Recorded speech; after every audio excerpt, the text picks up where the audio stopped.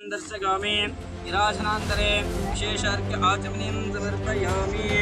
ओम शुभं करोति कल्याणं आरोग्यं धनसंपदा। ಕೊಪ್ಪರೆಸಿಕೊಪ್ಪ ಸರ್ಕಾರಿ ಹಿರಿಯ ಪ್ರಾಥಮಿಕ ಶಾಲೆಯಲ್ಲಿ ಇಂದು ಭೂಮಿ ಪೂಜಾ ಕಾರ್ಯಕ್ರಮ ಜರುಗಿತು.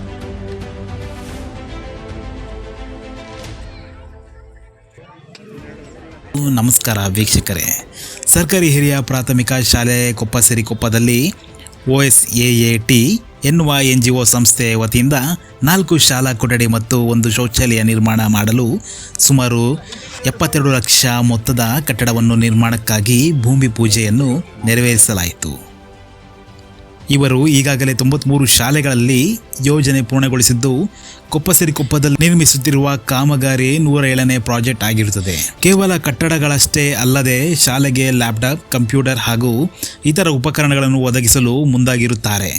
ಈ ಸಂಸ್ಥೆಯು ಹಿಂದುಳಿದ ಗ್ರಾಮೀಣ ಪ್ರದೇಶದ ಶಾಲೆಗಳಿಗೆ ಮಹತ್ವವನ್ನು ನೀಡುವುದು ಎಂದು ಸಂಸ್ಥೆಯ ಸಂಸ್ಥಾಪಕರಾದ ಶ್ರೀ ಪ್ರಕಾಶ್ ಎನ್ ಅವರು ತಿಳಿಸಿದರು. ಭಾರತದಲ್ಲಿ ತಮಿಳುನಾಡು, ಬಿಹಾರ, ಮಹಾರಾಷ್ಟ್ರ ಹಾಗೂ ಕರ್ನಾಟಕ ಸೇರಿದಂತೆ ಬೇರೆ ಬೇರೆ ರಾಜ್ಯಗಳಲ್ಲಿಯೂ ಕಾರ್ಯಕ್ರಮ ಜರುಗಲಿದೆ.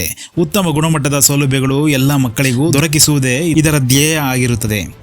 ಈ ಸಂಸ್ಥೆಯ ಮುಖ್ಯಸ್ಥರಾದ ಶ್ರೀ ಪ್ರಕಾಶ್ ಎನ್, ಶ್ರೀ ಮದನ್ ಪ್ರಸಾದ್, ಶ್ರೀ ನಾಗೇಶ್ HS, ಶ್ರೀ ಮಂಜುನಾಥ್, ಶ್ರೀ ಸಂದೀಪ್ ಗುತ್ತಿಗೆದಾರರು ಮತ್ತು ಶಾಲೆಯ ಮುಖ್ಯೋಪಾಧ್ಯಾಯರಾದ CG ಪಾಟೀಲ್ S, DMC ಅಧ್ಯಕ್ಷರಾದ ಕಾಮನಹಳ್ಳಿ ಮತ್ತು ಸದಸ್ಯರು, ಅಧಿಕಾರಿಗಳಾದ CRP ಸಂತೋಷ್ ಕಾಯ್ಕದ್, ಪ್ರೌಢಶಾಲೆಯ ಪ್ರಧಾನ ಗುರುಗಳು, ಸಹ ಶಿಕ್ಷಕರು, ಗ್ರಾಮದ ಗಣ್ಯ ವ್ಯಕ್ತಿಗಳು ಹಾಗೂ ಶಾಲಾ ಸಹ ಶಿಕ್ಷಕರು ಸೇರಿದಂತೆ ವಿದ್ಯಾರ್ಥಿಗಳು ಉಪಸ್ಥಿತರಿದ್ದು ಕಾರ್ಯಕ್ರಮವನ್ನು ಯಶಸ್ವಿಗೊಳಿಸಿದರು.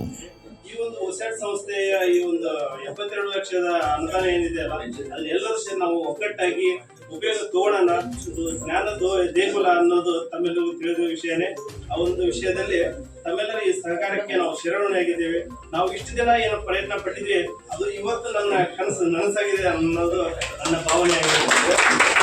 ಇದಕ್ಕೆಲ್ಲ ಕಾರಣಭೂತರಾದಂಥವ್ರು ನಮ್ಮೂರಿನ ಹಿರಿಯರಾಗಿರ್ಬೋದು, ಒಸ್ಯಾಟ್ ಸಂಸ್ಥೆಯವರಾಗಿರ್ಬೋದು, ನಮ್ಮ ಸಾಹೇಬರಾಗಿರ್ಬೋದು, ಹಾಗೆ ನಮ್ಮ ಎಲ್ಲ STMC ಸರ್ವ ಸದಸ್ಯರು, ಹೈಸ್ಕೂಲ್ STMC ಅಧ್ಯಕ್ಷರು, ಸರ್ವ ಸದಸ್ಯರು, ಊರಿನ ಮುಖಂಡರು ಎಲ್ಲರಿಗೂ ಮತ್ತೊಮ್ಮೆ ನನ್ನ ಧನ್ಯವಾದ ಹೇಳ್ತಾ ನನ್ನ ಮಾತನ್ನು ಮುಗಿಸುತ್ತೇನೆ.